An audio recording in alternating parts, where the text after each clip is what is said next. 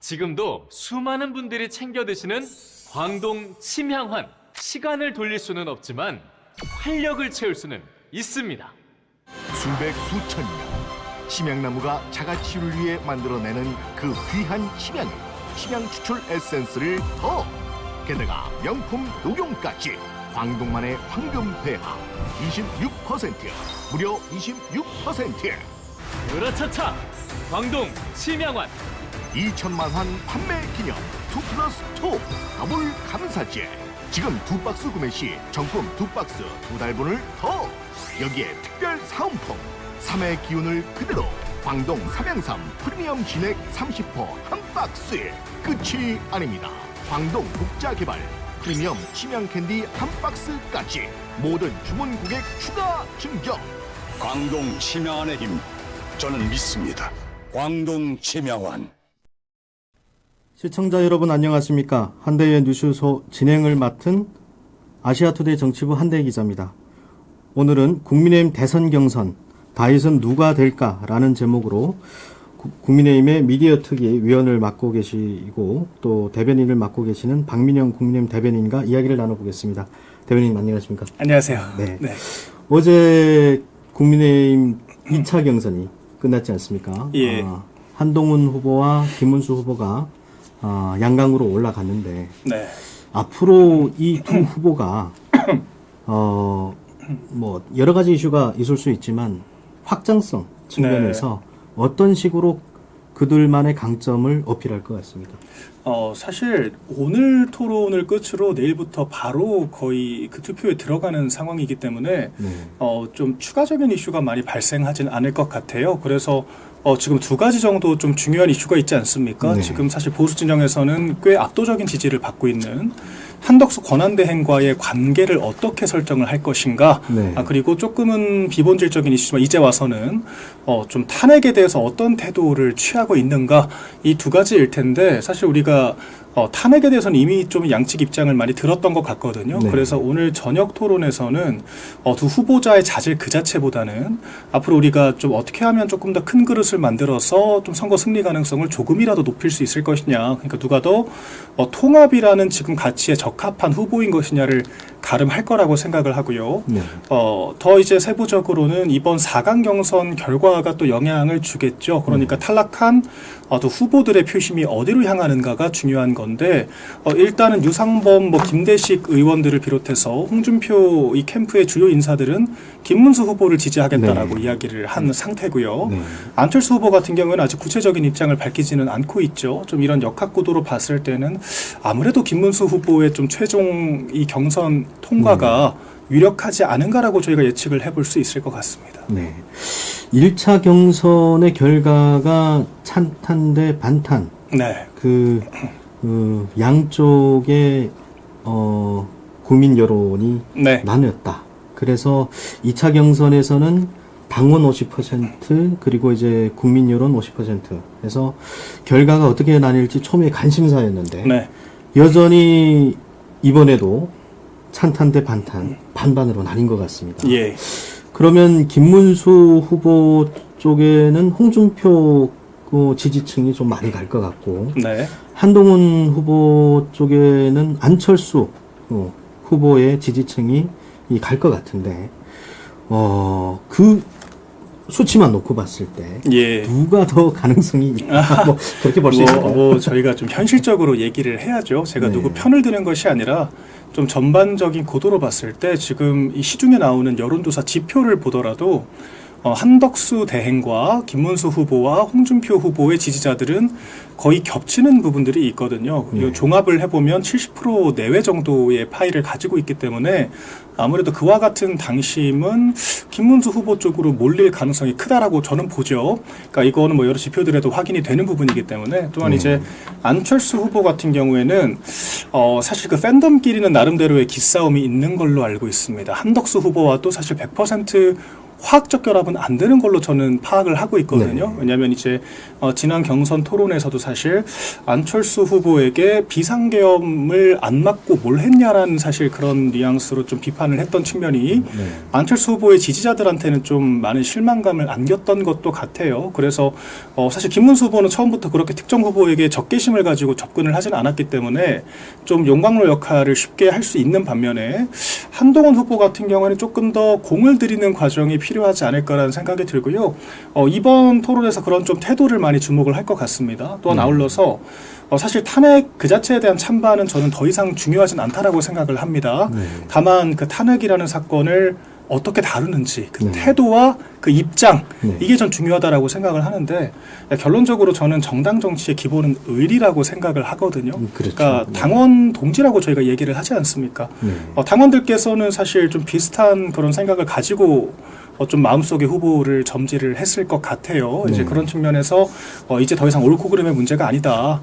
지나간 사건에 대해서 누가 더 책임감 있는 모습을 보이고 문제 해결적인 그런 얘기를 할 수 있는가 이게 중요하다라고 보여지고요. 예, 그런 측면에서 어떤 후보가 더 소구력이 있는지 이제 우리 당원 국민들께서 잘 판단을 하실 것 같습니다.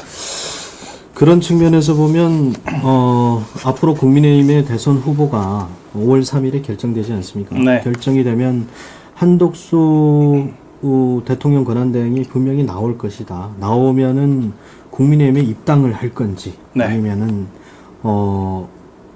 그 국민의힘하고의 단일화를 위해서는 어찌됐든 뭐 경선을 원사 경선 펼치든 간에 해야 되지 않습니까? 여기에 대해서 상당히 많은 국민들이 관심을 갖고 있어요. 도대체 앞으로 한덕수 국무총리가 국민의힘을 대표해서 나갈 거냐, 범여권을 대표해서 나갈 거냐. 그렇다면 한덕수 총리가 대행이 만일 후보로 나왔을 시에 단일화를 국민의힘은 분명히 긍정적으로 보는데 국민의힘이 주도권을 가지고 국민의힘 후보 쪽으로 갈지 한 대행이 주도권을 가져갈지 그에 대해서는 어떻게 보십니까? 이건 사실 현재 지표상으로 봤을 때는 한대행 측에 더 힘이 실린다라고 현실적으로 봐야 될 것 같아요. 물론 최종 후보가 이제 그 선정이 되고 이 컨벤션 효과가 발생함으로 인해서 뭐 변수가 있긴 있고요. 또한 최종 후보가 사실 당부 우선권을 가지기 때문에 사실상 당대표 역할을 겸임을 하게 되거든요. 그래서 룰을 비롯해서 좀 여러 가지 당무에 대해서 주도권을 행사할 수가 있기 때문에 그런 변수들도 있을 것 같습니다. 그래서 최종적으로 여러 상황들을 고려했을 때의 변수를 제외하고 이 현재 상황만을 놓고 봤을 때는 아무래도 당원들은 조금 더 한덕수 권한대행에게 거는 기대가 크지 않나. 그래서 이 단일화에 대해서 초유의 관심사가 된 것이 아닌가라는 생각이 들고요. 단일화의 방식 자체도 여러 가지 좀 시나리오가 있지만 현실적으로 무소속으로 사실 일단 출마를 해서 11일 후보 등록일 마감일이잖아요. 마감일 전까지 이 무소속 상태에서 우리 당의 후보와 좀 원샷이 됐건 뭐가 됐건 이 경선을 최종적으로 치르지 않을까라는 생각이 들고 그렇게 해서 만약에 한 대행이 최종 후보가 된다면 그 직후에 입당을 통해서 국민의힘의 단일한 후보를 이제 선정을 하는 것이 가장 현실적인 방안이 아닐까 싶습니다. 이제 뭐 일각에서는 무소속으로 이제 21대 초반까지, 그러니까 그 본선거 직전까지 캠페인을 벌일 것이다라는 전망도 일각에 있습니다만 현실적이지 않다라고 보는 것이요. 11일 전에 입당을 하지 않으면 이게 그 선거 말미에 단일화를 한다라고 하더라도 국민의힘 후보가 아닙니다. 그렇죠. 그러니까 이미 국민의힘 후보는 발표를 한 상황이기 때문에 등록된 후보가 드롭을 하게 되면 국민의힘이 지지하는 무소속 후보가 되는 거거든요. 그렇죠. 기호 2번도 받을 수가 없고요. 그래서 이런 여러 가지 상황들을 생각했을 때는 11일 전에 극적으로 타결을 하는 것이 맞다. 다만 처음부터 당에 입당을 해서 재경선을 치르기에는 아무래도 그럴 거면 왜 진작 들어오지 않았을까라고 하는 좀 당내 민주주의 관련돼서 여러 플레이어들의 이 비판이 있을 수가 있거든요. 그래서 아무래도 그런 가능성보다는 명분으로 보나 현실성으로 보나 한 일주일 정도는 무소속 후보로 활동을 하면서 11일 이전에 단일화를 하고 입당을 하는 시나리오가 가장 현실성이 있다. 저는 그렇게 보고 있습니다. 오늘 한동훈 후보가 이런 얘기를 했습니다. 뭐 한동훈 후보도 그렇고 김문수 후보도 그렇고 한덕수 대행과의 단일화는 무조건 해야 된다. 네. 하는 방향으로 가야 된다. 2차 경선까지는 그렇게 됐어요. 그런데 결선에 이렇게 올라오고 나서 한동훈 후보가 오늘 한덕수 대행이 출마를 하면 후보가 되면 이제 누구와도 대화를 할 거다. 그러니까 네. 한덕수 대행이 이 국민의힘 후보가 되면 대화를 하겠다. 이런 식으로 얘기를 했어요. 예. 그리고 국민의힘의 당원도 아니고 출마 선언을 하지도 않은 사람과 단일화를 구체적으로 얘기하는 것은 경선에 힘을 빼는 것이다. 네. 경계심을 드러냈습니다. 지금 일각에서는 일각이 아니죠. 국민의힘 내부에서는 상당히 많은 분들이 김문수 후보의 단일화는 앞으로 한덕수 대행이 나왔을 때 큰 문제가 없을 수도 있다. 네. 그런데 만약 한동훈 후보가 국민의힘의 경선에서 대선 경선에서 대선 후보로 최종으로 낙점이 되면 한덕수 대행이 출마를 했을 시 그 단일화가 쉽게 풀리지 않을 수도 있다라는 네. 얘기를 하더라고요. 맞죠. 네. 왜냐하면 과거에 반기문 네. 전 유엔 사무총장도 이제 나왔다가 중간에 이제 그만뒀지 않습니까? 그러니까 그런 상황을 바라는 그런 이제 측면도 없지 않아 있는 것 같은데 네. 한덕수 대행은 앞으로 어떤 식으로 이 문제를 풀어 나갈지 네. 혹시 아는 거 있으면 좀 말씀해 주십시오. 일단은 제가 한동훈 후보에 대해서 비평을 하기는 제가 좀 중립 의무 때문에 네. 그렇습니다만 당원들의 평가 기준은 얼마나 큰 그릇을 만들 수 있는가가 중요한 지표가 될 것 같거든요. 그렇죠. 그러니까 사실 한덕수 대행이 사실상 출마가 확정된 상황에서 우리 당 입장에서는 가장 체급도 크고 그리고 윤석열 정권의 3년 동안 재임을 하면서 누구보다도 사실 저희와 이념 기치와 이 민주당에 대한 문제의식이 맞닿아 있지 않습니까? 그런데 그런 후보조차도 좀 품넓게 품지 못한다라고 하면은 이게 뭔가 대선 승리를 위해서 좀 더 적극적인 구애를 할 수 있겠는가에 대해서 의구심이 생길 수밖에 없죠. 그래서 아마 이런 지점에 대해서는 실질적으로는 조금 더 전향적인 태도를 이제 오늘 토론에선 보일 가능성이 크다라고 생각을 하고요. 또 두 번째 한대행에 대해서 어떤 질문이셨어요? 한대행이 만일 한동훈 후보가 조금 올라가면 예. 일단은 만약에 그렇게 된다라고 하면 사실 조금 더 협의에는 난항을 겪을 수는 있을 것 같습니다. 왜냐하면 이게 또 아무래도 기존에 취했던 이 자강이라는 입장을 하루아침에 뒤집기는 어렵기 때문에 그런데 만약에 그렇게 된다면 결과적으로 이 국민들이 표심으로 이야기를 하는 거겠죠. 그러니까 그렇죠. 지지율로 이야기를 하는 거죠. 그러니까 지금도 한동훈 그 후보가 양자 대결에서는 안철수 후보는 이제 떨어졌으니까 사실 많게는 트리플 스코어까지 밀리는 양상을 보이고 있는 게 사실이거든요. 그렇기 때문에 이게 약간 본선 경쟁력이란 측면에서 단일화까지 거부하면은 혼자서 이길 수 있는 게 맞는가에 대한 의구심이 생길 수밖에 없고, 그러니까 그렇기 때문에 이런 확장을 거부하는 것이 당원들과 국민들의 그런 명령과 그런 니즈를 어기는 것이 될 수가 있거든요. 그런 것들은 당연히 후보가 된다라고 하더라도 상당한 부담으로 작용할 수밖에 없을 것이고요. 결론적으로 다 국민들이 결정을 하는 것이다. 그래서 한대행 입장에서는 안정적으로 지지세를 유지하는 것이 가장 그 효과적인 대응책이 될 것 같습니다. 네. 저희가 아시아 투데이가 지난주에 코프라와 이제 정례 여론조사를 했습니다. 그 여론조사에서 한덕수 대행이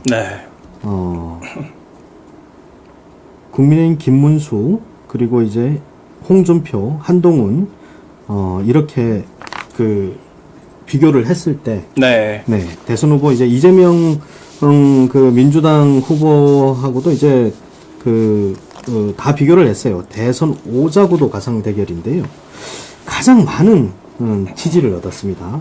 25%. 김문수 후보가 국민의힘 후보로 올라왔을 시에 25%를 받았고요.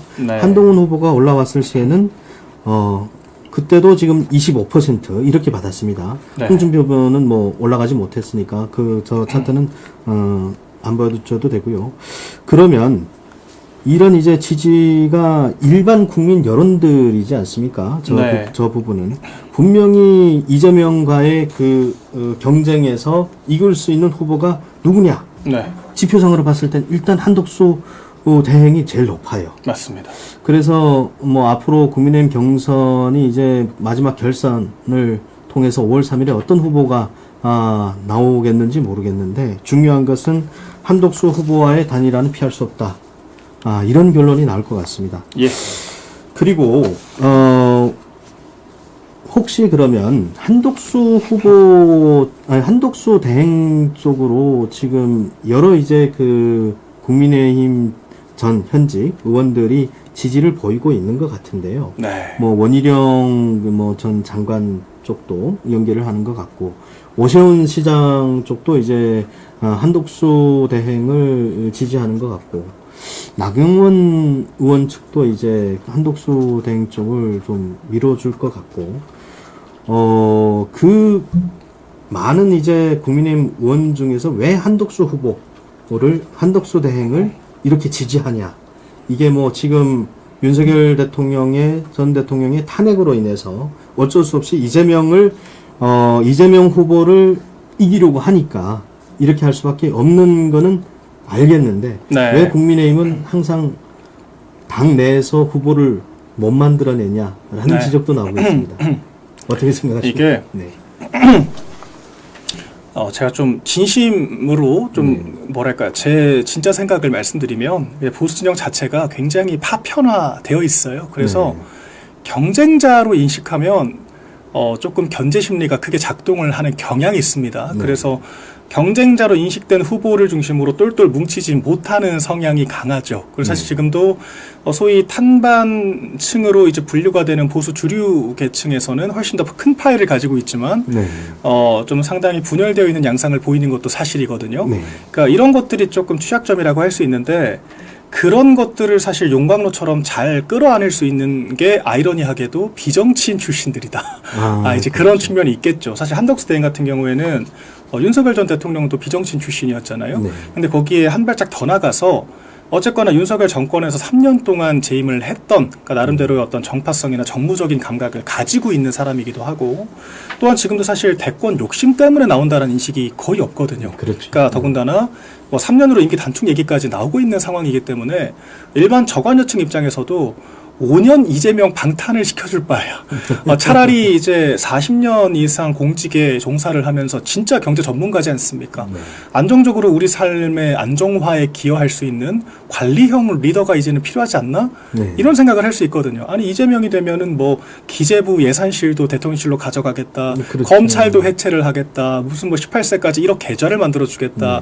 실현 가능성이 전혀 없으면서 사실 좀 정파적인 색깔만 드러내는 그런 야욕만 드러내는 정권이 될 텐데 사실 한덕수 대행은 그런 위화감이 전혀 없거든요. 그렇죠. 그러니까 이런 것들이 저관여층이 느끼는 그런 안정감을 국민의힘 내부 이제 그 플레이어들도 마찬가지로 느끼고 있는 것 같아요. 네, 그래서 이게 좀 드라이하게 설명을 드렸지만 결론적으로는 장점이 되는 거죠. 그러니까 누구와 같이 가도 어색하지가 않다. 그리고 이 사람이 정치적인 야욕 때문이 아니라 정말 국가를 안정시키고 지금 당의 혼란을 잠재우기 위해서 대승적 결단을 한 것이다라고 하는 공감대가 있습니다. 그렇기 때문에 사실 경선에서 누가 된다라고 하더라도 한덕수 대행에 대해서는 그렇게 크게 반감이 없을 것 같아요. 그래서 한 대행도 이 관료로서 가지고 있는 그런 장점들을 잘 활용할 수 있을 것 같습니다. 네.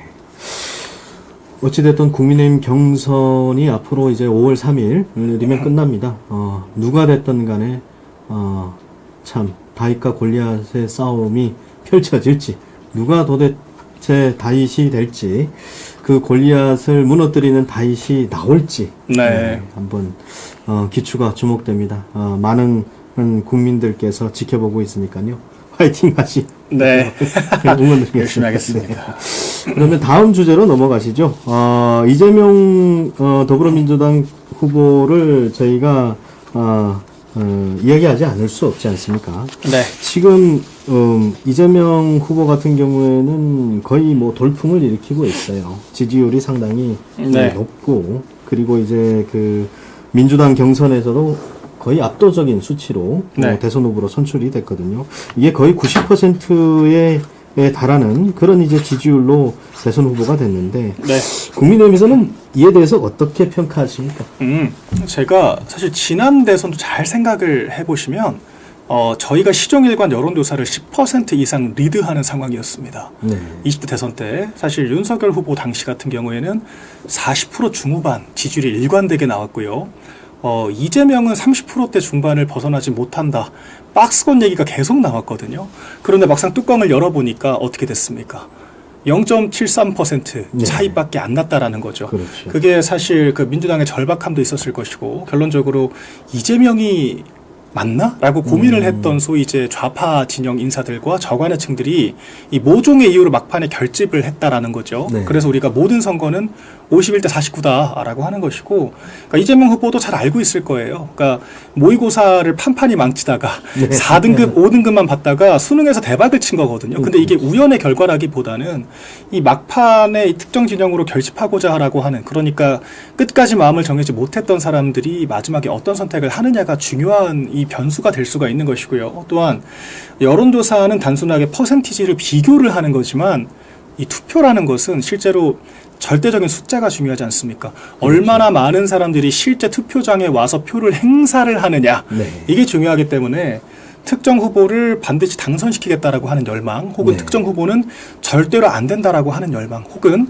내가 굳이 안 찍어줘도 될 것 같은데 이런 복잡한 그런 이 유권자들의 심리가 발현이 되거든요. 그렇기 때문에 이재명 후보가 단순히 여론조사상에 지금 과반 가까운 지표가 나온다라고 해서 낙관할 게 절대 아니다. 저는 그렇게 보고 있고요. 이런 것들은 과거 전례를 보더라도 단 한 차례도 한쪽이 확정적으로 리드하는 선거는 없었다라는 점 하나 저희가 유념을 할 수 있을 것 같고, 두 번째로 실제 이런 정황들을 민주당의 경선에서 확인을 할 수가 있었어요. 그러니까 민주당의 그 심장이라고 하는, 네. 그러니까 이제 권리당원의 33%가 포진해 있는 것이 호남 지역이지 그렇죠. 않습니까? 그런데 호남 지역의 이 첫날 경선 투표율이 20%대 초반이었습니다. 그래요? 네. 굉장히 낮았습니다. 그러니까 영남권이 40%대 중반이었거든요. 첫날 투표율이 절반밖에 안 된다라는 거죠. 그러니까 열성적으로 민주당을 지지하지만 굳이 이재명이라는 사람을 찍기 위해서 4시간을 쓰고 싶지 않다라고밖에 읽히지가 않죠. 지난 전당대회에서도 호남 투표율은 20%대가 되지 않았습니다. 그러니까 이런 것들을 봤을 때 이재명이라는 사람이 이제 국민의힘의 구심점이 아직 구축되지 않은 상황에서 표면적으로는 리드하는 것처럼 보이지만 실제로 이재명을 반드시 당선시키고자 하는 그런 힘이 얼마나 작동을 할 것이냐로 질문을 바꿔보면 상당히 애매하다라는 거죠. 그래서 한덕수 대행이 그런 측면에서 전 경쟁력이 있다라고 보고 있습니다. 이 사람이 후보가 됐을 때 우리가 굳이 한덕수를 비토해야 될 이유를 찾기가 또 어렵거든요. 그리고 아이러니하게도 비상계엄의 책임으로부터 가장 자유롭습니다. 왜냐하면 이미 헌법재판소에서 위헌 위법이 없다.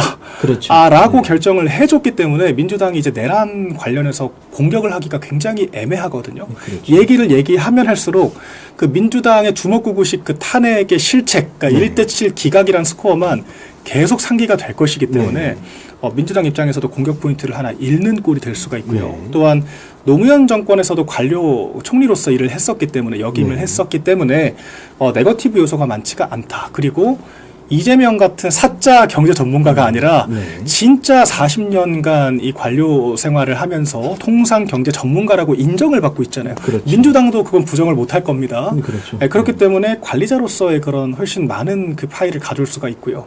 그러니까 이재명을 우리가 한덕수라는 대안이 있는데 굳이 이재명을 당선시켜서 5년 동안 재판도 중단되고 방탄을 시켜줘야 하나? 라는 근본적인 물음을 가질 수가 있죠. 그렇죠. 이런 것들이 이제 비호감도라는 게 갖는 리스크라고 할 수 있겠고요. 민주당도 그렇기 때문에 지금 방심하지 않고 끝까지 뭐 이제 중도 보수 코스플레이를 하면서 이제 외연 확장 아닌 외연 확장을 시도를 하고 있다라고 저는 보고 있습니다. 네. 한덕수 총리를 봤을 때 이재명 대표와의 앞으로 이제 경쟁력이 분명히 이제 한덕수 총리는 상당하고요. 네. 지난 20대 대선이죠. 20대 대선에서 윤석열 대통령이 호남에서 8% 지지율이 나왔어요. 네. 윤석열 대통령이 20대 대선에서 48몇 %그 맞습니다. 수치상으로 이겼거든요. 그런데 이제 그 당시 그 유권자 중에 투표율이 70% 조금 넘었습니다. 네. 그 투표를 유권자 100%로 환산을 했을 때는 38%가 넘는 그 정도 수치의 국민들이 대통령을 뽑은 거예요. 맞습니다. 그러면은 지금 윤석열 대통령이 그 당시에 8%를 호남에서 얻었는데 최근 한덕수 총리가 호남에서 20% 후반대의 지지율이 나온다.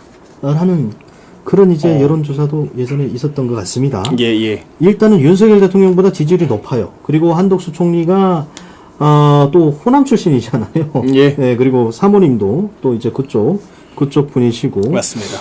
그리고 이제 이와 또 별개로 비명, 네. 또 이낙연 총리, 조홍천 전 의원 해갖고 상당히 많은 이제 비명계가 한덕수 대행과의 손을 잡을 수 있다. 연대를 할 그렇죠. 수가 있다. 그렇다면 이길 수 있지 않겠냐. 국민의힘 당원들도 아마 그렇게 기대를 하는 것 같습니다. 그렇죠. 그게 제가 아까 말씀드렸던 진짜 용광로다 이거죠. 사실 지금 이재명 측에서 진짜 자기들이 용광로라고 코스플레이를 하는 거거든요. 네. 그러니까 그 전직 그런 어떤 권오울 전 의원 같은 그런 보수계의 좀 잊혀진 인사들이죠. 지금은. 그렇죠. 그러니까 그분들을 제가 폄하하는 것이 아니라 어떤 최근 정치 국면에서 좀 유의미한 활약이라든지 아니면은 좀 야당과 좀 적대적인 관계를 설정했던 그런 사람들을 설득해서 데려온 것이 아니라 네. 사실 좀 보수 진영에서는 꽤 잊혀진 그런 사람들을 데려오면서 마치 그것이 통합이라고 좀 제가 봤을 때는 그냥 네. 그 거칠에만 하고 있거든요. 그렇죠. 그러니까 반면에 한덕수 대행 같은 경우에는 살아있는 그런 비명계, 그러니까 현직에서 계속 활동을 해오던 그런 정치인들까지 품을 수 있다는 것은 명백한 차별점이라고 할 수 있습니다. 더군다나 이낙연 사실 그 전 총리 같은 경우에는 국민의힘의 다른 후보들을 가정하면 오로지 화학적 결합이 이루어지기 어렵다라고 저는 생각을 했거든요. 네. 그런데 한덕수 대행과는 가능할 것 같습니다. 그렇죠. 그리고 사실 이낙연 전 총리가 어떤 정책적으로 이제 보수 진영의 가치를 훼손하는 그런 측면을 연합을 하는 것이 아니라 사실 정말 담백하게 이재명은 안 된다라는 이야기를 하는 네, 거거든요. 네. 지금 이재명이 받고 있는 그런 재판의 거의 80% 이상이 이낙연 그 캠프 네. 측에서 나온 이야기들이지 않습니까? 네. 그래서 대장동, 백현동, 성남FC를 비롯해서 여러 가지 이재명이란 사람의 약점들을 발굴했던 사람이기 때문에 네. 왜 이재명이 안 되는지에 대해서 내부 집안 사정을 누구보다 잘 알고 있거든요. 네. 그러니까 그런 사람들이 이재명만은 안 된다라고 해서 영합을 해준다라고 하면 든든한 우군이 될 수 있죠. 네. 또한 이제 호남에서 지금 이재명을 굳이 찍어줘야 되나라고 하는 제가 아까 투표를 예시로 들었던 그런 사람들이 한덕수 대망론이 나오기 시작하면 안동 출신이잖아요. 사실 그렇죠. 이재명 후보는. 네. 그리고 민주당 내에서도 비주류였고요. 네. 그런 경우보다 노무현 정권에서도 총리를 했고 사실 정말 국가를 안정적으로 이끌어줄 수 있는 그리고 막말로 민주당이 호남에 해준 게 뭐가 있습니까? 그렇죠. 지금까지. 그러니까 이런 것들을 종합적으로 봤을 때 네. 차라리 한덕수가 괜찮지 않나? 라고 하는 사람들이 분명히 생길 수 있죠. 그래서 한덕수 대행이 이제 지지난주에 광주에 방문을 해서 이 자동차 공정을 한번 돌지 않았습니까? 네, 맞죠. 이런 행보들도 이제 그런 자기 정체성을 확실하게 보여줄 수 있는 그리고 그에 대해서 민주당이 딱히 반론을 하질 못해요. 그러니까 그냥 벌써부터 이 정치인 출마했느냐라고 이제 목리를 네. 부리는 것이지 네. 그 일정 그 자체에 대해서 폄훼를 하지 못하거든요. 네. 그러니까 이런 것들만 봤을 때도 한덕수 대행이 많은 강점을 안고 있다. 네. 그래서 제가 아까 진짜 용광로는 이런 걸 용광로라고 하는 것이고요.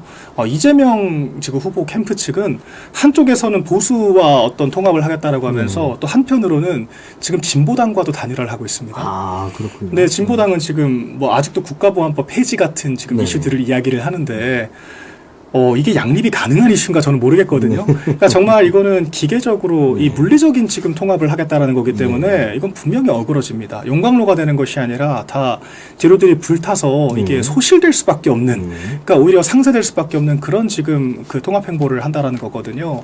분명히 한계가 있죠. 그러니까 저희는 저희 이념 기치에 공감할 수 있는 많은 사람들을 통해서 소위 이제 빅텐트라는 게 실현 가능하다라는 것. 이것이 한덕수 대행의 가장 큰 강점이라고 할 수 있겠고요. 이러한 좀 그 장점을 기반으로 여러 전문성들과 트럼프 행정부와의 관계성 그리고 이제 그 다년간 행정부에서 일을 하면서 느꼈던 이 현 시스템의 모순들, 소위 87 체제에서 바로잡아야 할 그런 부분들 누구보다 잘 알고 있습니다. 그러니까 윤석열 전 대통령의 비상겸이란 방법론에 대해서는 반대 입장을 견지를 했지만 다른 한편으로는 윤석열 전 대통령이 왜 그렇게까지 절박한 심경을 느낄 수밖에 없었는지는 누구보다 잘 이해를 하고 있거든요. 네. 이런 것들 때문에 제가 아는 바로는 한덕수 대행 측은 민주당을 정상적인 정당이라고 보지를 않습니다. 그러니까 여러 정당들을 겪어봤겠지만 이렇게까지 극악무도하게 이 발목 잡기만 하는 네. 정당을 본 적이 없다라는 거거든요. 그러니까 총리 재임을 하면서 이 내각의 그 줄탄핵을 통해서 이 장관들을 줄줄이 다 탄핵을 시켜버리고 제2요구 요구권을 유도하기 위한 이 특검과 국정조사 이 각종 악법들의 공세를 펼치고 예산을 다 깎아버리고 이런 거를 어디서 받겠습니까? 그러니까 진짜 살다 이런 당은 처음 본다. 네. 딱 이런 심경일 거예요. 그런 측면에서 정말 다양한 사람들을 아우를 수 있을 것이다. 그렇게 보고 있습니다. 긍정적인 그래도 이제 그 희망 섞인 그런 분석들이 있어갖고 참 다행인데요. 이재명 지금 후보가 또 이제 논란이 있죠. 내일이면은 공직선거법 위반 사건 상고심 선고가 예정돼 있습니다. 네. 이게 이제 대법원이 이 이재명 후보의 공직선거법 사건을 이제 파기 환송할 거냐, 예. 파기 재판할 거냐, 뭐 여러 가지 그런 이제 분석들이 나오는데요. 어떻게 보십니까, 대표님께서? 큰 기대를 안 하는 것이 전 좋겠다라고 생각합니다. 네. 근데 사실 지금 사법부가 전 더 이상 법리로 판단하지 않는 것 같아요. 네. 이미 정무적인 판단을 하는 그 기관으로 전락한 지가 오래된 것 같고, 삼권 분립의 한 축을 담당해야 될 사법부가 좀 너무도 자기적인 모습들을 많이 보여줬기 때문에 네. 사법 시스템의 근간이라고 할 수 있는 국민적인 그런 신뢰, 그러니까 한목적성이라는 저는 가치를 상실했다라고 보고 있거든요. 그렇기 때문에 어떤 판결이 나와도 국민적인 갑론을박이 이루어질 수밖에 없고, 이번에도 사실 그래서 만약에 유죄가 나온다, 그러니까 파기환송이 되거나 파기자판을 한다라고 하더라도 그것은 격가지적인 이슈인 것이지 저희가 그것을 기대해서는 또다시 저희가 그 위기에 빠질 수가 있다라고 보고 있습니다. 그러니까 제가 사실 단연간 이 소위 검찰 정부라고 하는 윤석열 정권에서 거의 3년 가까이 일을 하면서 느꼈던 것은 법조인들과 관료들이 많다라는 건 강점이기도 하지만 약점이기도 합니다. 사실 저희가 정치인들은 상당히 능동적이어야 되거든요. 때로는 법과 이 행정규칙들, 시행령들을 바꾸기도 하면서 좀 국가를 능동적으로 통치하고 국민들의 열망과 맞지 않는 시스템을 고치는 것이 정치라는 것의 영역인데, 이렇게 좀 수동적인 영역에서 전문가로 오래 있었던 분들은 그게 몸에 배인 거거든요. 그러니까 법을 따라야 되고 이미 있는 법을 우리가 그 관례처럼 지켜야 한다라고 하는 그 관념 때문에 그 틀을 벗어나지 못하는 약점들, 그게 좀 많이 노출됐다라고 보고 있습니다. 그래서 이 수동적으로 이 국정 운영을 할 수 있다라고 하든지 관료들 중심으로 움직인다라고 하든지, 아니면은 지나치게 이 사법부에 의탁을 하다 보니까 우리가 성향을 예측할 수 없는 일부 판사들에 의해서, 아니 사실 이 국가적인 명운을, 이 당의 명운을 2심 그 재판부의 판사 3명에게 맡긴다라는 것 자체가 굉장히 위험천만한 그렇죠. 거거든요. 네. 그러니까 실제로 2심 결과에 마치 이재명의 피선거권이 확정적으로 박탈될 것처럼 너무 과도한 기대를 했다가 이게 무죄 판결이 나버리니까 굉장히 허무해지는 거거든요. 법적인 불복 절차라는 것도 사실 상고를 하는 것이지 정치적으로는 저희가 할 수 있는 게 없습니다.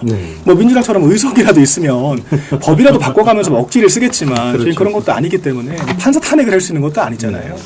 그러니까 굉장히 무력해질 수가 있다. 그래서 제가 법리적으로 무엇이 옳은가라고 저한테 물어본다라고 하면 당연히 유죄가 나는 것이 맞다라고 생각하죠. 2심 재판부는 그 허위사실 공표죄라는 것 자체를 형해화를 해버렸다라고 저는 보기 때문에, 아니 우리가 원본과 확대한 사진을 모두 제공을 했는데 확대한 사진만 딱 지칭을 해서 이것은 조작된 것이다라고 이야기를 하는 게 얼마나 국민의 평균적인 상식에 어긋나는 판결입니까? 예. 또한 이게 그 법조인 출신인 이재명 후보가 당시 이제 성남시 관련해서 경기도지사 관련해서 이제 국감을 하면서 그 국토부로부터 직무유기로 책임을 질 수 있다라고 하는 협박을 받았다. 굉장히 구체적인 워딩을 구사를 했거든요. 그렇죠. 근데 사실 그게 이제 그 로비스트에 의해서 이루어진 그 결정이었다라는 것이 이미 유죄 판결을 받았잖아요. 그렇죠. 로비스트는 이미 복역을 하고 있습니다. 그런데 그 결재를 한 사람은 그 결재 행위에 대해서 책임을 지기는커녕 그 결재 행위의 책임을 국토부라는 정부 기관에 국가기관에 협박을 받았다라고 하면서 책임을 회피를 했는데 그런 것들조차도 허위 사실이 아니다라고 하면 의견의 개진이었다라고 하지 않습니까?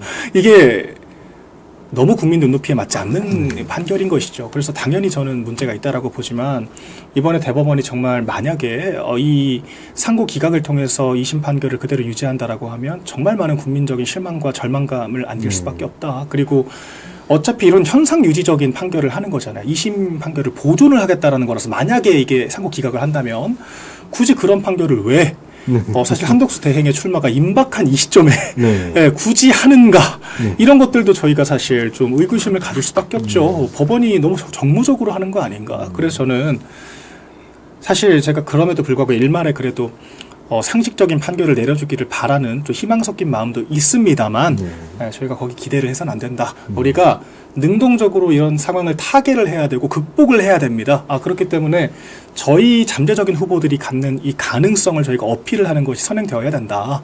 저는 그렇게 생각을 하고 있습니다. 그러니까요, 국민의힘 당원들도 그렇고요. 범보수 진영에서 지금 이재명 후보에 대한 내일 이제 그 관련된 선거법과 관련된 대법원의 판단을 좀 기다리고 있는 것 같아요. 예. 다들 기대를 하고 있는 것 같은데 뭐 찬물을 끼얹으려고 하는 건 아니고요. 대변인님께서 방금까지 말씀하셨던 그 내용처럼 그렇죠. 너무 기대하지 말자. 그렇죠. 네. 정치가 사법에 지나치게 의탁을 해서는 안 됩니다. 네. 네. 정치는 사법의 영역. 그러니까 판사가 판결을 그따위로 한다? 그러면 우리가 그럼 법을 바꾸겠다. 이게 사실 정치거든요. 그렇죠. 이게 우리 입법부나 행정부가 해야 될 일인데 우리가 정해진 법을 기정사실로 확정 상수로 두고 법을 상수로 둘 거면 정치는 필요가 없죠. 네, 이미 만들어진 법을. 그래서 우리가 너무 사법부에 의지해서는 안 된다. 이제 이걸 우리가 유념을 해야 될 것 같습니다. 이제 저희 태도의 측면을 말씀을 드리는 것이고 명분 자체는 유죄가 맞다. 그러나 현실적으로 우리가 또다시 그렇게 사법부에 얽매이게 되면 될 일도 안 될 수가 있기 때문에 저희가 당연히 플랜 B에 대해서 생각을 하고 가는 것이 맞다라고 보고 있습니다. 플랜 B에 대해서 생각을 하신다면 만일 그러면은 뭐 상고 기각이나 네. 뭐 이렇게 이런 결과들이 나오면 이재명 후보 같은 경우에는 거의 날개를 다는 것 같은 그런 네. 효과를 얻을 수가 있는데요. 그렇게 되면은 이재명 후보는 깔끔하게 대선을 치를 거지 않습니까? 예. 그러면은 국민 여론이 네. 지금 반반으로 갈렸잖아요. 이게 상당히 앞으로 정치적인 갈등이 더 심해질 것 같은데 네. 어떻게 보십니까? 일단 깔끔하다라고 저는 생각을 하진 않죠. 왜냐하면 이게 지금 우스갯소리로 이재명이 주 5일 재판을 받잖아요. 5개 지금 재판을 받고 있기 때문에 그래서 증인 출석까지 하면 정말로 한 주에 4번, 5번 재판을 받은 적도 있습니다. 그래서 주 4일제를 주장하는 게 한 주에 5번 재판받는 게 힘들어서 그러는 게 아니냐는 얘기를 할 정도로 정말 많은 혐의들에 연루가 되어 있고요. 그 혐의의 공범들은 이미 일부가 복역을 하고 있잖아요. 네. 그러니까 사실 허위사실 공표죄가 만약에 정말 무죄가 난다라고 하더라도 사법 리스크가 없다라고 아무도 생각하지 않을 겁니다.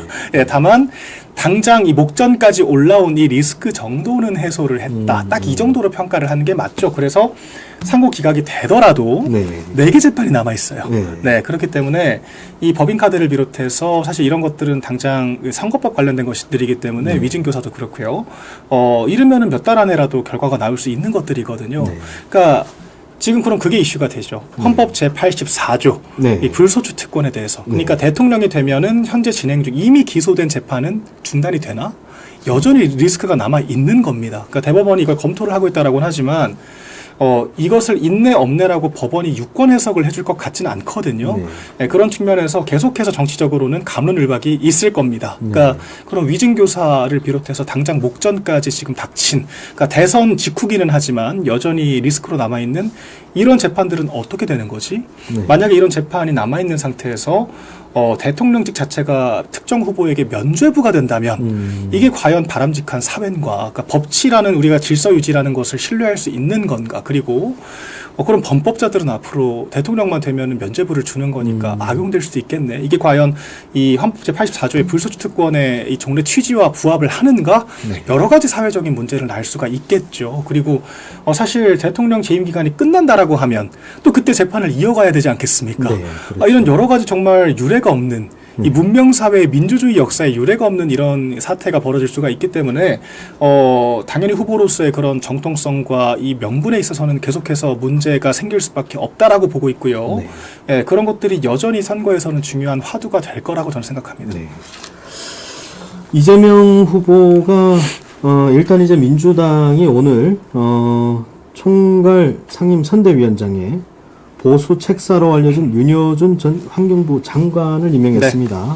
그리고 이제 박찬대 민주당 원내대표를 직무대행경 원내대표를 임명했는데 투톱으로 가는 것 같습니다. 투톱으로.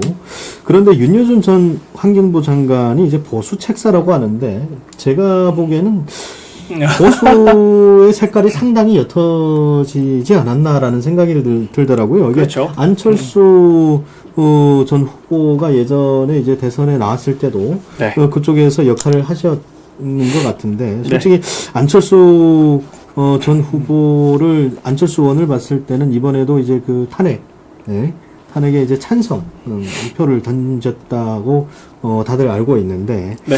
이런 상황에서 이 보수 책사로 알려진 윤여준 전 환경부 장관을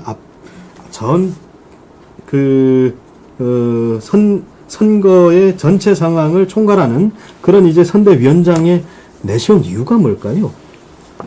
그러니까 이미 집토끼들은 잡았다라고 생각을 하는 측면이 하나 있을 거고요. 네. 어쨌거나 90% 가까운 압도적인 지지를 받았으니까요. 또한 이재명 후보의 비토를 생각했을 때 네. 오로지 좌클릭을 통해서만은 과반 이상의 지지를 받기가 어렵다. 네. 아마 이런 계산 때문에 좀 외연 확장에 대한 좀 강박을 갖고 있는 것 같습니다. 그런데 저는 참 공허한 이야기라는 생각이 들어요. 그러니까 뭔가 현직에 있는 사람들도 아니고 심지어 그나마 얘기 나오는 게 김상욱 같은 경우인데 김상욱을 누가 보수라고 생각을 합니까? 그렇죠. 김상욱은 보수가 아니에요. 네. 그냥 어부지리로 이제 국민추천제라는 이제 이름만 바꾼 그런 할당제 전략 공천의 수혜자일 뿐입니다. 그렇기 때문에 이재명 후보가 문두드리는 사람들 다 아무도 정통 보수 인사라고 생각을 하지 않습니다.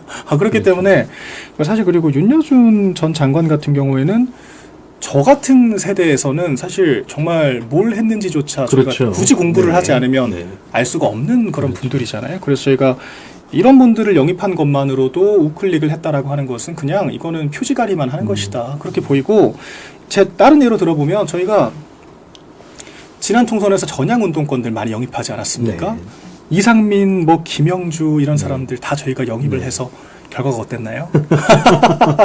참패였죠. 그러니까 그런 게 저희가 결과적으로 화학적 결합을 하는 것이 중요하지 이 물리적으로 그냥 그 대충 이름만 알려진 그런 사람들 데려와서 우리가 확장을 했습니다라고 홍보하는 게 네. 전혀 이게 상대 진영에게 소구가 되지 않고요. 오히려 내부 분열을 일으킬 수 있습니다. 이를테면 저만 해도 그런 생각이 들더라고요.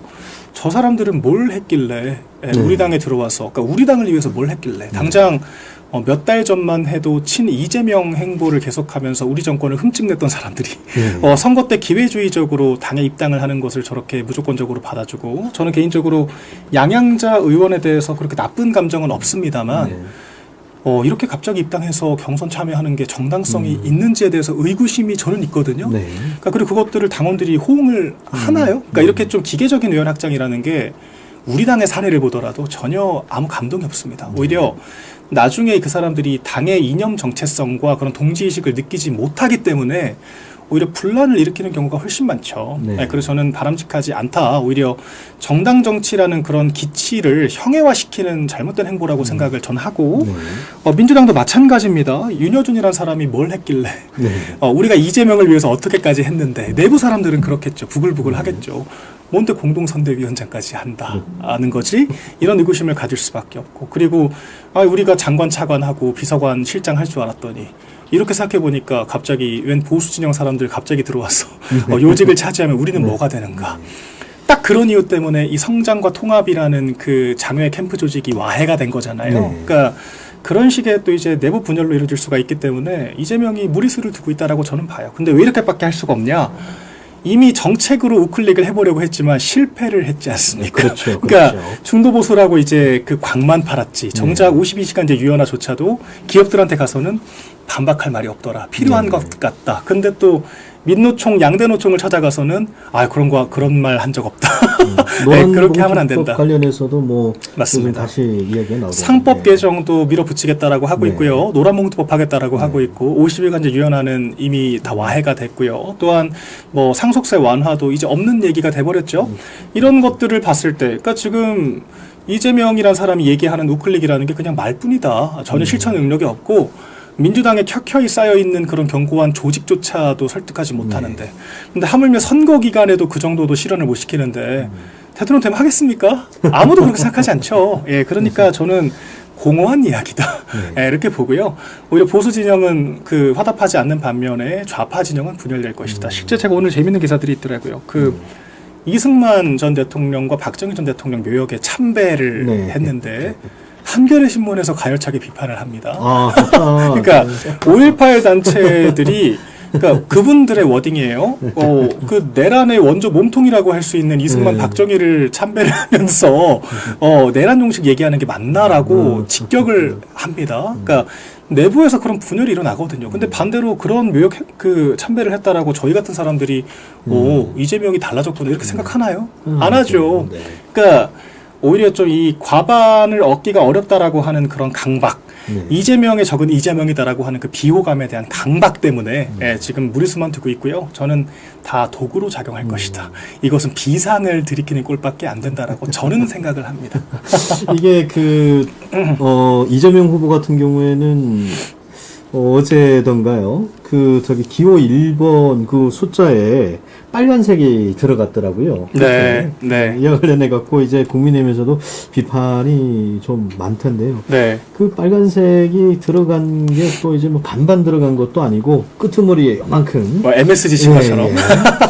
야, 이거 만일 그 보수층이 보면 오히려 더 화가 나지 않을까. 기만하는 거죠. 사실 위장 크림 발랐다라고밖에 볼 수 없죠. 네. 사실 이재명의 가장 어록이 여러 가지가 있습니다만 그 중에서도 많이 회자가 되는 것들 존경한다고 하니 진짜 존경하는 줄 알더라.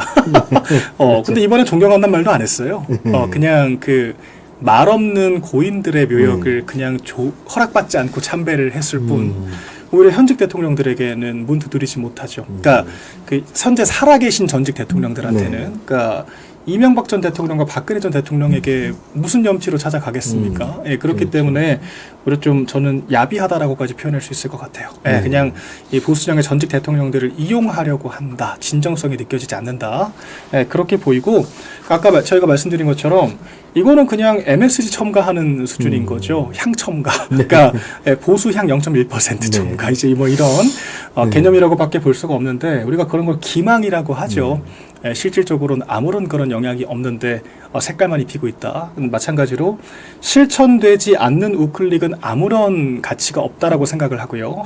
하다못해 지금 실천 능력이 없는 것도 아니지 않습니까? 그러니까 이제 부산이나 영남권에 대해서 사실 이 행정부가 있지만 특별법 같은 그러니까 어떤 뭐 특례시로 지정을 한다라든지 이제 그런 법안들이 통과가 되어야만 이 행정부의 예산 집행을 비롯한 여러 가지 조치들이 탄력을 받는 거거든요. 그렇죠. 그런데 야당 대표로 192석을 주도를 하면서 모든 권한을 가지고 있는 입법부의 사실상 수장이었던 사람이 정작 실권이 있을 땐 아무것도 안 했으면서 이제 와서 지역 찾아가서 내가 대통령이 되면 해주겠다. 이걸 누가 믿겠습니까? 그렇죠. 그런 진정성이 없는 행보들 때문에 이 보수 지자체장들도 비토를 할 수밖에 없는 거고요. 그러니까 실권이 있을 때도 못 지킨 약속이다. 이것이 굉장히 뼈아픈 것이고요. 그래서 아무도 그 말의 진정성을 믿지 않고 지금이야 사실 뭐 로키 행보를 한다라고 하지만 만약에 우리 아시아투데이 여론조사처럼 지표가 좁혀지는 양상이 계속해서 가시화가 되면 언제 또 돌변할지 알 수 없습니다. 어쨌든 이재명 후보가 기호 1번 기호 저 숫자에 빨간 점을 찍었잖아요. 뭐 원하는 대로 펼쳐질지는 모르겠는데 솔직히 저는 그렇습니다. 저게 누가 저렇게 선거 전략을 전술적으로 저렇게 썼을까? 오히려 반감이 좀 더 끌어오르는 것 같고. 그렇죠. 그 보수 민심이 상당히 이재명 후보를 싫어해요. 그렇죠. 그러려면 오히려 저 빨간색을 전체 다 칠하든지. 맞습니다. 그랬다고 하면 또 이제 내부에서 난리가 그렇죠. 났겠죠. 그리고 본인이 지금 잘해서 조기 대선 열린 건가요? 그러니까 자꾸 민주당이 무슨 윤석열 대통령에 대한 파면의 책임 이런 얘기를 꺼내는데 헌법재판관들도 오죽하면 야당도 협치하지 않고 입법 그렇죠. 폭거 때문에 대통령이 고도의 정치 행위로서 그런 비상계엄까지 이 생각을 할 정도로 내몰린 상황에 대해서 이해한다라고까지 이야기를 했어요. 그러니까 근데 대통령은 파면을 당했지 않습니까? 그런데 마찬가지 쌍방과실이라고 할 수 있는 야당은 뭘 책임을 졌죠? 아무 책임도 안 졌잖아요. 오히려 지금 그걸 명분 삼아서 더 큰 권력을 틀어주겠다라고 하는 게 과연 정당성이 있을까요? 그러니까 윤석열 전 대통령이 헌법재판소에서 이제 책임을 묻게 됐다라고 하면 이재명은 정치적 책임을 물어야 하는 것이 당연한 거죠. 오히려 저희가 프레임 자체를 바꿔야 하는 겁니다. 그렇게 해서 대대적으로 공세를 취해야만 하는 것이고요. 지금 저희가 경선에서 솔직히 제가 봤을 땐 좀 생산적인 논의를 못 하고 있습니다. 네, 그래서 저희가 좀 대여를 갖추고 선대본이 이제 꾸려지게 되면 그때부터는 확실하게 좀 단일 대우로 움직이면서 일관된 목소리를 낼 필요가 있다. 네. 일관된 목소리가 필요할 것 같습니다. 지금까지 그 대권 후보로 나오신 분들의 공약이나 정책적인 방향이 안 보였어요. 맞습니다. 네, 중요한 건 앞으로 대선에서 국민의힘 후보가 이길 것이냐, 민주당 후보가 이길 것이냐의 싸움인데요. 이재명 후보가 지금 꽤 많이 이제 그 민주당은 뭐 보수, 뭐 중도 보수다, 뭐 이러면서 정책적으로도 이제 본인들이 한다고 하는데, 제가 볼 때는 최근에 이제 예산권을 대통령실이 가져가려고 했지 않습니까? 예. 이걸 봤을 때는 이런 식으로 하면 나중에 국민의힘에서 이런 비판이 나왔잖아요. 의석수가 거대 야당이고, 네. 그러니까 입법부를 장악하고 이제 대통령 권한까지 장악하면 총통 시대로 가는 거 아니냐 이런 맞습니다. 비판들이 나왔지 않습니까? 예. 만약 네. 그러면 그런 상황이 펼쳐지지 않겠지만 만약 이재명 후보가 대권에서 승리했다 네. 라고 했을 때는 국민의힘은 어떻게 맞설 것 같습니까? 사실 192석의 이재명 5년 정권 네. 정말 상상만 해도 숨이 막히거든요. 정말 턱턱 막힙니다. 더군다나 사실 문재인 정권도 180석의 거대 여당이었지만 당시에는 두 가지 억제기가 있었죠. 법사위. 네. 그러니까 법사위를 통해서 사실 1차적으로 이제 소위 회부를 좀 우리가 견제를 하게 되면 네. 다수 의석이 있다라고 하더라도 무조건적으로 법안을 통과시킬 수는 없는 거거든요. 네. 그다음 또 하나는 기재부. 네. 예산 편성 기능이 있는 예산실이거든요. 그렇죠. 그러니까 그 국책사업으로서 확정을 한다라고 하더라도 예산 편성 과정에서 이제 기재부의 견제를 받게 되면서 소위 억제기 역할을 하게 되면서 좀 이 국고를 탕진할 수 있는 이런 가능성이 차단이 되는 거거든요. 그렇죠. 근데 문재인 정권은 그런 두 가지 억제기가 있었음에도 불구하고 네. 역대 부채 증가율이 역대 다른 정권들을 모두 합친 것보다 더 많았습니다. 네. 예, 그래서 국가 부채를 거의 2배로 만들어낸 게 문재인 정권이었거든요. 그런데 지금 법사위도 정청래 네. 라는 그 강성 친명계가 네. 가지고 있고요. 예산실까지 대통령실로 가져온다라고 하면 사실상 이 국가의 모든 권력을 독차지한다라고 해도 과언이 아닙니다. 저희가 네. 견제할 수 있는 수단 냉정하게 없습니다. 네. 네, 없기 때문에 이게 정말 심각한 문제가 될 수 있거든요. 그 두 가지 억제기를 가졌던 문재인 정권도 예산 그 국고를 부채를 2배를 만들었다라고 하면 네. 그마저도 없는 이재명 정권은 과연 어떤 국가의 파탄을 이끌 것인가 네. 정말 냉정하게 생각을 해야 됩니다. 그러니까 지금 비상계엄에 대한 그런 책임의식 이런 생각을 하는 저관층들도 이 위기의식을 느끼게 될 거예요. 네. 그러니까 그건 과거에 지나간 사건이고 192석에 견제받지 않는 이재명 여당이라는 것은 실존하는 네. 앞으로 벌어질 미래인데 이거 정말 전 국가적으로 감당이 안 된다라고 봅니다. 베네수엘라 된다라고 하는 거 급행열차 탄다라고 저는 보고 있고요. 또한 우리가 이 중국의 이런 국정 개입이라는 것 정말 네. 실질적인 위험이라고 저는 생각을 하거든요. 이 홍콩만 지금 보더라도 이 100만 시위대가 나왔던 그 사건이 바로 몇 년 전입니다. 근데 지금 그렇죠. 어떻게 됐습니까? 완벽하게 황폐화가 돼버렸죠. 네, 그렇죠. 경제, 문화, 사회적으로 아무런 자유 언론이 존재하지 않고요. 그렇죠. 그러니까 홍콩의 현실을 우리가 지금 전해 들을 수조차 없습니다. 네. 네, 경제는 폭삭 주저앉았고 정치적으로도 이제 민주라는 이런 슬로건을 단 후보조차도 존재하지 않습니다. 네. 이미 민주주의 국가가 아닌 겁니다. 그렇죠. 근데 이게 지금 우리나라한테 먼 나라 얘기가 아니거든요. 네. 지금 우리나라도 당장 인공구점을 띄워서 벌써부터 서해 영유권 문제가 불거질 수가 있고요. 네. 당장 지금 우리 군사시설들 이 중국인들이 다 그 불법적으로 촬영해서 지금 한 달 단위로 적발이 되고 있지 않습니까? 아버지가 공안이라고 하는데 그러니까 대공사건이 없다라고 풀어줬더니 대공사 혐의점이 없다라고 풀어줬더니 단 일주일 만에 또다시 무단 촬영을 하다가 또 걸렸어요. 그렇죠. 지금 SK 이 해킹 문제도 저희가 가볍게 볼 문제가 아닙니다. 그러니까 이런 상황들을 봤을 때 정말 국가가 회복될 수 없을 정도로 망가질 수가 있다. 네. 문재인 때 그 5년을 회복하는 것만도 지금 아직 그마저도 저희가 도달을 못했는데 국가의 시계가 거의 반백년 전으로 돌아갈 수가 있기 때문에 굉장히 위험한 상황이라고 볼 수가 있고요. 그렇게 되면 사실 다음 총선까지 거의 3년 동안은 정말 지옥도가 펼쳐질 거라고 저는 심각한 문제의식을 느끼고 있습니다. 그러니까 이제 뭐 어떤 나라든 그 정치인을 뽑는 거는 그 국민이 아닙니까? 그렇죠. 국민들의 선택인데 참 국민들 유권자들이 선택을 잘 해야 될 것 같아요. 맞습니다. 그 과거에 20대 그 대선이었던가요? 그 문재인 정권이 들어서기 전에 그 이해찬 전 그 민주당 의원 있잖아요. 네. 이런 발언을 했어요. 20년 장기 집권 그 발언을 했습니다. 민주당이 앞으로 20년 정권을 장기 집권할 수가 있다. 네, 문재인 정권은 이제 윤석열 정부가 들어서면서 바뀌었어요. 보수 쪽으로 바뀌었는데 이번에 만일 이게 잘못되면 이 민주당이 20년 장기 집권을 진짜 그 기틀을 마련해 줄 수도 있다. 그런 이제 네. 위압감이 그럼요. 많이 밀려오는 것 같습니다.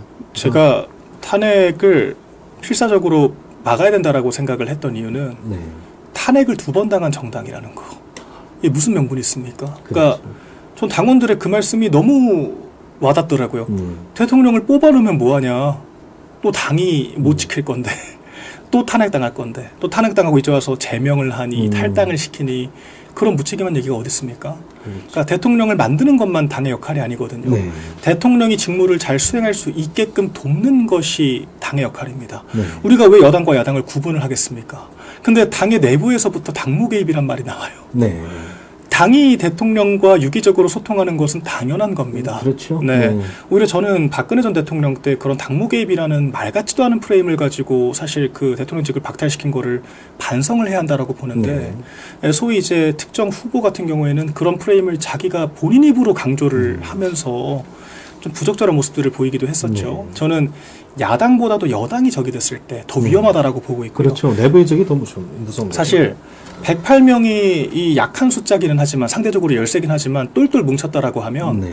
제2국권이라는 우리 또 하나의 또 견제 장치가 있기 때문에 200석이 무섭지 않은 거거든요. 그렇죠. 그런데 108명 중에 8명이 이탈할 수도 있다라고 하는 그 위기감이 오히려 더 위기를 키운 겁니다. 네.